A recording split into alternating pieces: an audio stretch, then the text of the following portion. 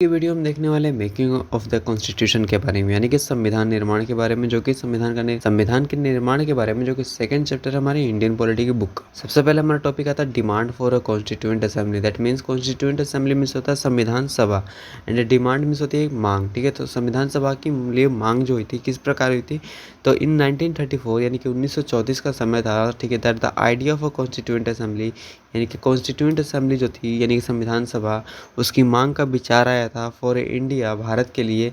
Was put forward for the first time, सबसे पहले ये विचार रखा गया, प्रस्तुत किया गया first time by M N Roy. ठीक है, यानी कि एम एन रॉय के द्वारा फर्स्ट टाइम ये विचार जो था, ये आइडिया जो था रखा गया।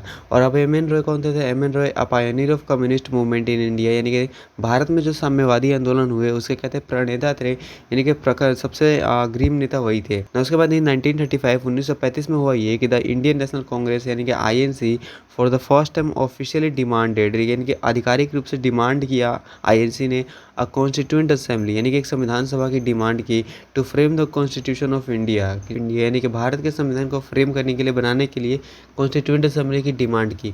वहीं 1938 में 1938 में जवाहरलाल नेहरू ने ऑन बिहाफ द आईएनसी के पक्ष लेते हुए ये डिक्लेयर कर दिया कि ये डिक्लेयर किया, यानी कि इस बात की घोषणा की, the constitution of free India, यानी कि जो स्वतंत्र भारत का संविधान होगा, मस्ट बी फ्रेम्ड, बनाया जाएगा विदाउट आउटसाइड इंटरफेरेंस। ठीक है, बिना किसी बाहरी दखल अंदाजी के बनाया जाएगा बाय कॉन्स्टिट्यूएंट असेंबली, यानी कि संविधान सभा के द्वारा बनाया जाएगा। एंड वो जो कॉन्स्टिट्यूएंट असेंबली होगी वयस्क मताधिकार के आधार पर आधारित होगी। अभी बढ़ते हैं नेक्स्ट स्लाइड की तरफ। मतलब यहाँ पे देखो क्या कहते हैं, डिमांड जो थी वह फाइनली एक्सेप्टेड। ठीक है, फाइनली एक्सेप्ट हो गई in principle by the British government in what is known as the August offer of 1940। ठीक है, यानी कि जो डिमांड थी फाइनली एक्सेप्ट की गई ब्रिटिशर्स के द्वारा, और ये जो जिस प्रिंसिपल के फॉर्म में एक्सेप्ट की गई उसे ब्रिटिश गवर्नमेंट का अगस्त ऑफर ऑफ 1940 ऑफर कहती है, प्रिंसिपल कहते हैं। यानी कि इस सिद्धांत के रूप में 1940 के अगस्त प्रस्ताव के सिद्धांत के रूप में ये जो डिमांड थी इसे एक्सेप्ट की गई। वहीं उसके बाद इन 1942 में सर स्टैफर्ड क्रिप्स जो कि मेंबर थे कैबिनेट के,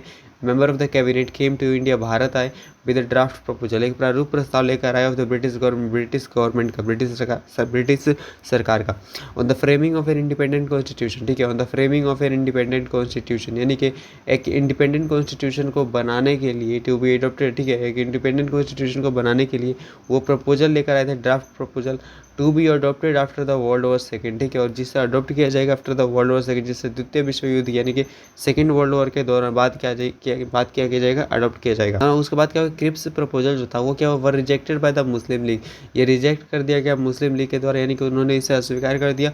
विच wanted India to be divided into two autonomous state, और जो चाहते थे कि इंडिया को दो भागों में बांटा जाए, दो स्वायत्त राज्यों में बांटा जाए, with two separate constituent assemblies, और उसके लिए दो अलग अलग संविधान सभाएं भी होनी चाहिए ना। फाइनली एक और कैबिनेट मिशन आता है, फाइनली एक cabinet mission was sent to India, यानी कि एक और कैबिनेट मिशन भारत के लिए भेजा जाता है। While it rejected the idea of the two constituent assembly, while जबकि इसने दो कॉन्स्टिट्यूएंट असेंबलीज के आइडिया को तो रिजेक्ट कर दिया, लेकिन इसने एक और स्कीम रखी। ठीक है, इसने दो जो कॉन्स्टिट्यूएंट असेंबली का, जो टू कॉन्स्टिट्यूएंट असेंबली का जो आइडिया था उसको इसने रिजेक्ट कर दिया, एंड इसने एक और स्कीम रखी जिसने क्या कहते हैं फॉर द कॉन्स्टिट्यूएंट असेंबली, संविधान सभा के लिए एक और स्कीम रखी, विच मोर और less satisfied the Muslim league, जिसने कहीं ना कहीं मुस्लिम लीग को सेटिस्फाइड कर दिया। आई होप कि आपको ये लेक्चर पसंद आया। अगर ये लेक्चर पसंद आया तो इस वीडियो को लाइक कीजिए, चैनल को सब्सक्राइब कीजिए, और इस वीडियो को शेयर कीजिए अपने फ्रेंड्स फैमिली मेंबर्स के साथ। मिलते हैं नेक्स्ट वीडियो में, तब तक के लिए जय हिंद, वंदे मातरम।